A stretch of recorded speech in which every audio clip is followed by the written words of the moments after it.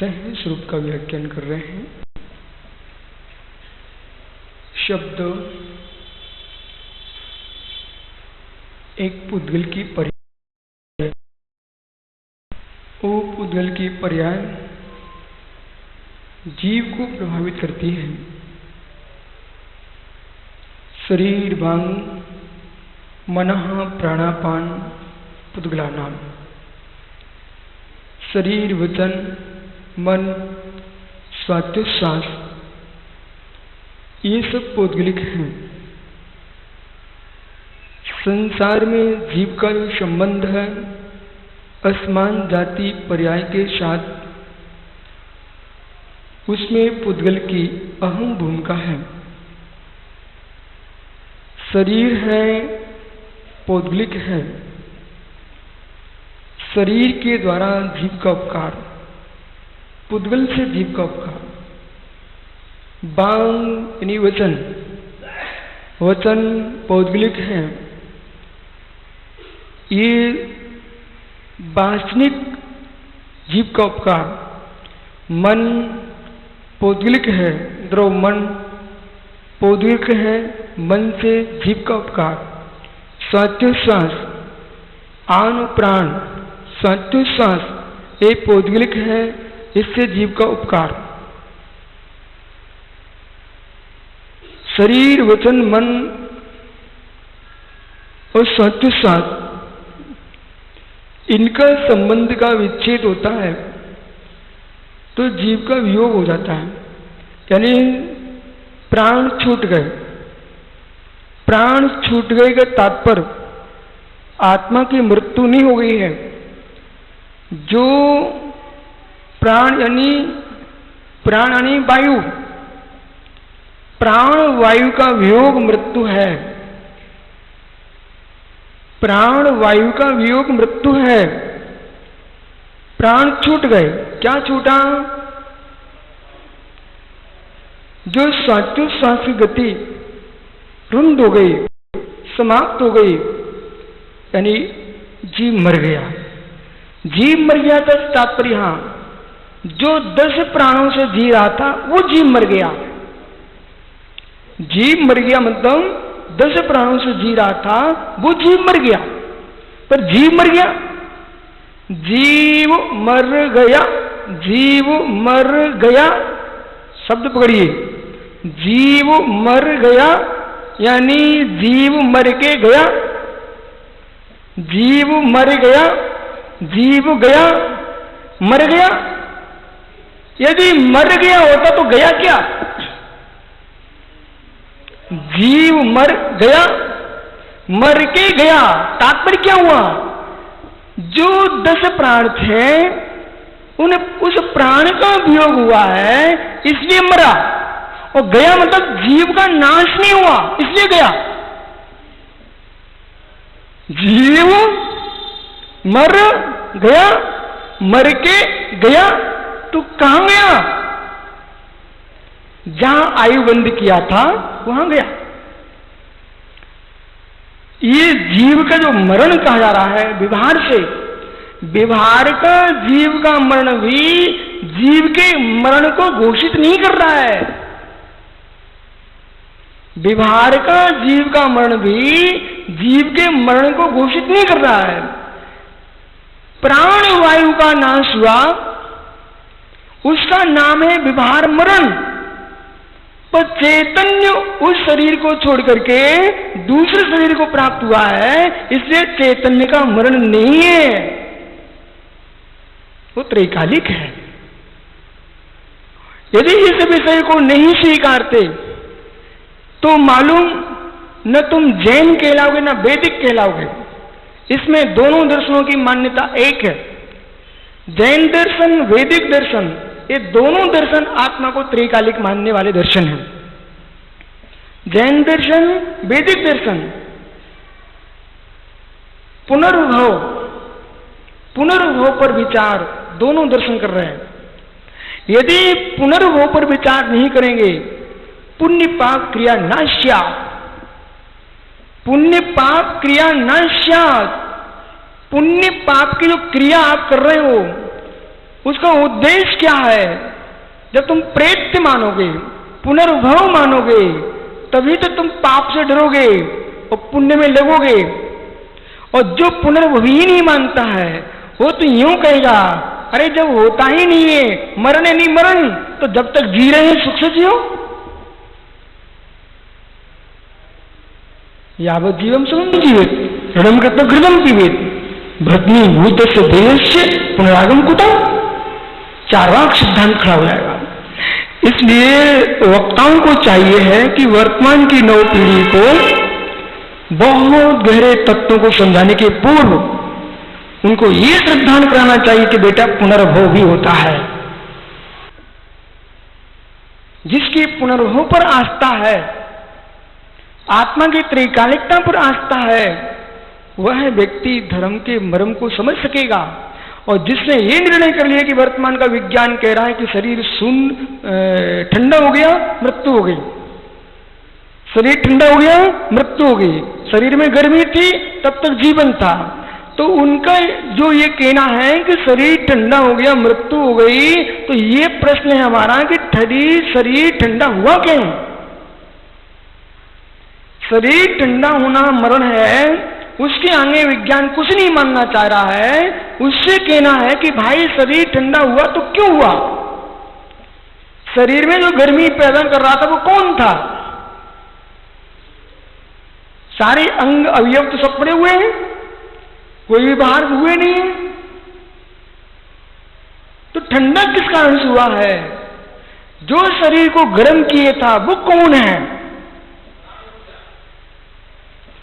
जो शरीर को गर्म किए था वो कौन है?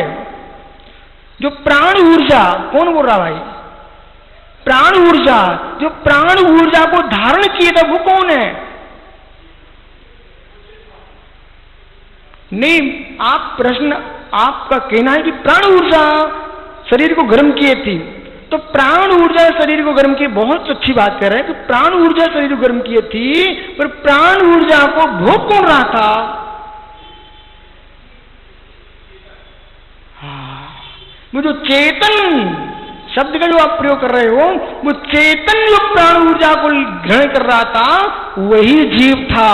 इसलिए प्राण ऊर्जा से जो आप शरीर की गर्मी स्वीकार कर रहे हो, और प्राण ऊर्जा तभी है जब चैतन्य है। इसलिए गर्मी का मूल हेतु जो ना आत्मा।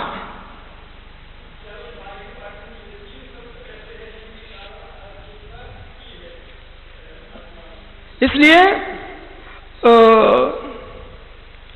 अग्नि तत्व, पृथ्वी तत्व, आकाश तत्व, जल तत्व, ये जो तत्व हैं, इनका ध्यान शास्त्रों में कोई पानी अग्नि से प्रयोजन नहीं है। इनका ध्यान शास्त्रों जो अग्नि तत्व, आकाश तत्व, वायु तत्व की जो व्याख्या है, वो भैया वो अग्नि से तात्पर्य कोई ज्वाला नहीं समझ लेना वहां। इसकी अपन और चर्चा करेंगे। और ये ध्यान रखना, तीनों तत्व एक नहीं है, ये भी ध्यान रखना, क्योंकि तीनों तत्वों को एक मानने वाला जो दर्शन है, तीनों तत्वों को एक मानने वाला दर्शन है, इस तीनों तत्वों को हम एक मानते हैं, तो पृथ्वी का एक, अग्नि का एक, वायु का एक, जल का एक, वनस्पति का एक, जो 5 स्थावर हैं, इन 5 स्थावरों की स्वतंत्र व्याख्या है।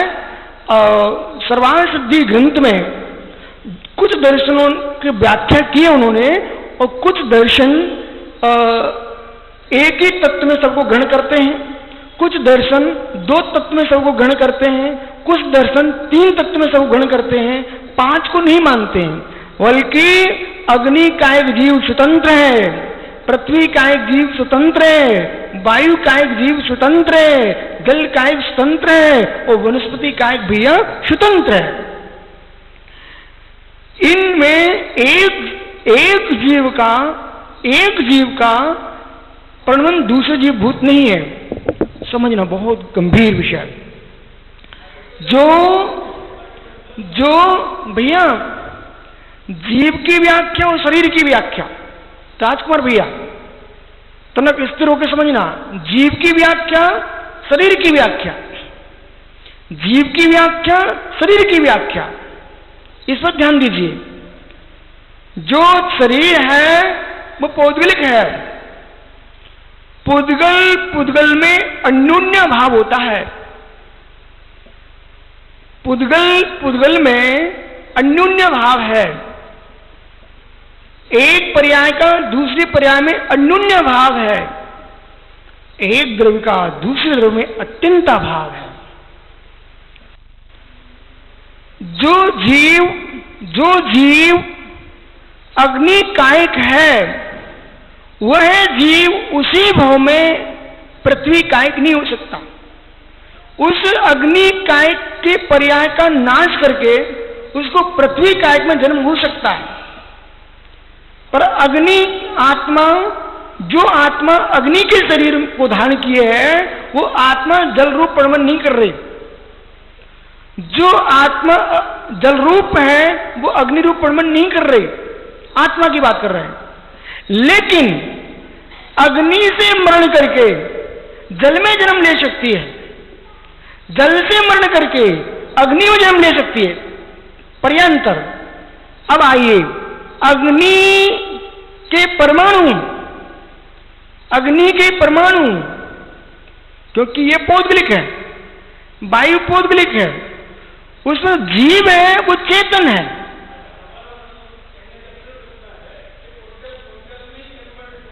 हाँ, तो वही चल रहे हैं। पुद्गल जीव में परिणत नहीं होगा, जीव पुद्गल में परिणत नहीं होगा, लेकिन पुद्गल पुद्गल में परिणत हो सकता है। पुद्गल पुद्गल में परिणत हो सकता है। वायु कायिक पुद्गल परमाणु पृथ्वी कायिक रूप परिणत हो सकते हैं। पृथ्वी कायिक परमाणु अग्नि कायिक परमाणु परिणत हो सकते हैं। इनमें अन्योन्य भाव है। एक पर्याय दूसरे पर्याय में कभी ना कहीं परिवर्तित हो सकती है, लेकिन एक द्रव्य दूसरे द्रव्य में परिणत नहीं हो सकता है। पर्याय पर्याय का अन्योन्य भाव है, द्रव्य द्रव्य का अत्यंत भाव है। क्या?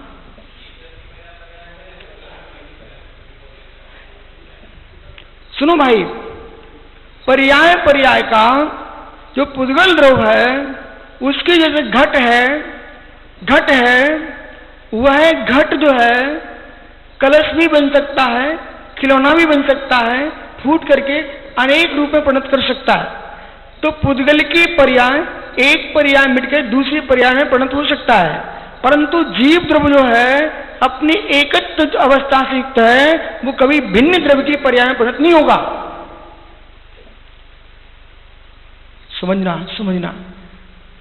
तो जिन दर्शनों में जो ध्यान का विषय है, धारणाओं का विषय है, वो क्या किया भैया राजकुमार जी, लोगों ने क्या समझ लिया कि जहां ज्ञानार्णव जैसे ग्रंथों में बावड़ी धारणा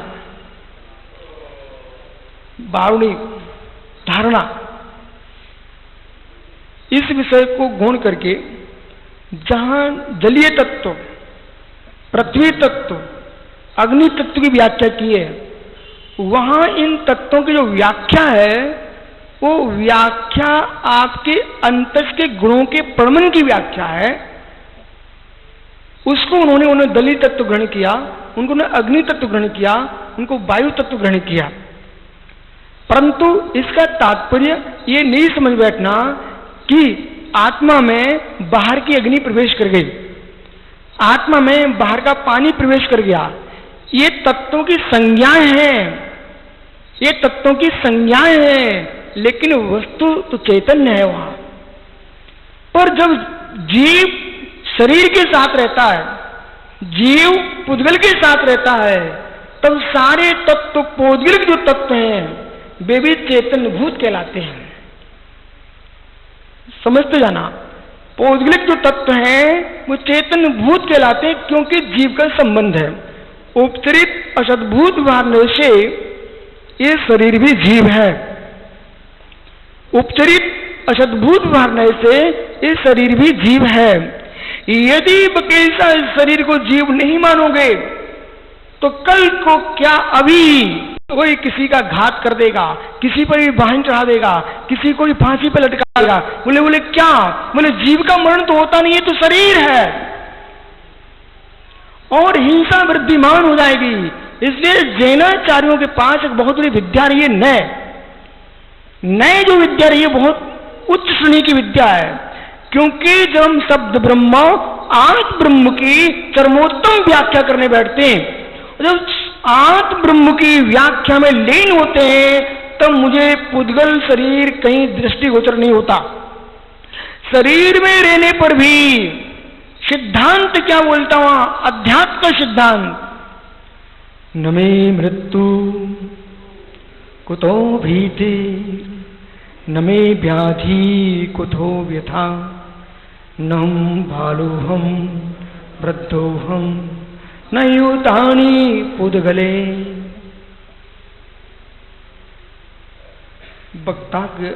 वक्ता का धर्म है अनेक ग्रंथों का अध्ययन होना चाहिए है। वक्ता का धर्म है अनेक नए विवक्षाओं का बोध होना चाहिए, अन्यथा वक्ता की एकांकी व्याख्या से अनाचार फैल जाएगा। परम ब्रह्म की व्याख्या में क्या बोल रहे हैं? न मे मृत्यु, ये अध्यात्म स्वयं के लिए है। न मे मृत्यु, प्राण वायु का अभाव है, न कि मेरी मृत्यु है। अभी अध्यात्म से बोल रहा हूं, प्राण वायु का अभाव है, न कि मेरी मृत्यु है। न मे मृत्यु, अंतिम सांस निकलने का समय आ चुका मनिया जी, और उस समय आपको हाय हाय लग रहा कि अब मेरा क्या होगा। वहां है जीव, तुम इस सूत्र का ध्यान करना। न मे मृत्यु कुतो भीति, मेरी मृत्यु नहीं है, मुझे भय किस बात का। न मे मृत्यु कुतो भीति, मेरी मृत्यु नहीं है, मुझे भय किस बात का। कोई प्रहार कर रहा है, योगी ध्यानस्थ बैठा है, गज कुमार, पांडव मुनि,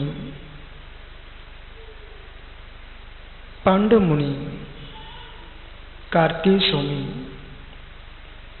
अभिनंदन आदि 500 मुनियों को वकील साहब विधर्मी राजा ने घाने में पेल दिया था। ऐसे ऐसे श्रवण संस्कृति को दिन देखना पड़े हैं। हजारों मुनियों के सिर निकाल के लिंगायती राजाओं ने दक्षिण भारत में श्रवणों के साथ वो अनाचार किए। हजारों हजारों जैनियों की बस्तियों में आग लगाई है।